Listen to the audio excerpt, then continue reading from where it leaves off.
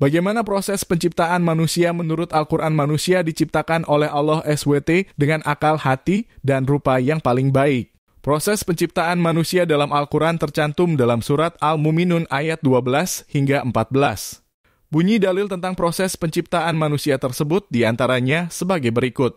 Artinya dan sesungguhnya kami telah menciptakan manusia dari suatu saripati dalam kurung berasal dari tanah. Kemudian kami jadikan saripati itu air mani dalam kurung yang disimpan dalam tempat yang kokoh dalam kurung rahim. Kemudian air mani itu kami jadikan segumpal darah. Lalu segumpal darah itu kami jadikan segumpal daging. Dan segumpal daging itu kami jadikan tulang belulang. Lalu tulang belulang itu kami bungkus dengan daging.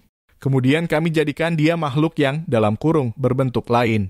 Maka maha sucilah Allah pencipta yang paling baik. Manusia hanya lumpur hitam yang bahan dasarnya adalah air mani yang hina, kemudian terbentuklah manusia yang berakal dan memiliki hati. Selain itu manusia pun diciptakan lewat pencampuran sel sperma dan sel telur dari sepasang. Hal ini berkaitan dengan penjabaran sains dan disebutkan juga dalam hadits Musnad Ahmad. Hadits tersebut bersumber dari Husain ibn Al-Hasan yang telah menceritakan kepada kami, Abu Kudainah dari Atta ibn As-Saib dari Al-Qasim ibn Abdurrahman dari ayahnya dari Abdullah.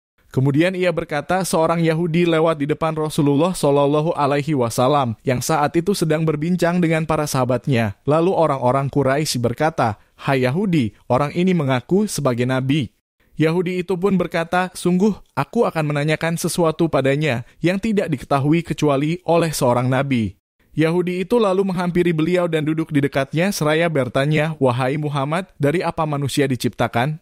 Nabi lalu menjawab, "Wahai Yahudi, setiap manusia itu diciptakan dari nutfah, dalam kurung, air mani, seorang lelaki dan nutfah, seorang wanita. Nutfah laki-laki sifatnya lebih keras dan nantinya dia akan berubah menjadi tulang dan urat saraf. Adapun nutfah wanita sifatnya lebih halus dan nantinya dia akan membentuk daging dan darah." Orang Yahudi itu lalu berdiri dan berkata, "Beginilah yang dikatakan nabi-nabi sebelummu.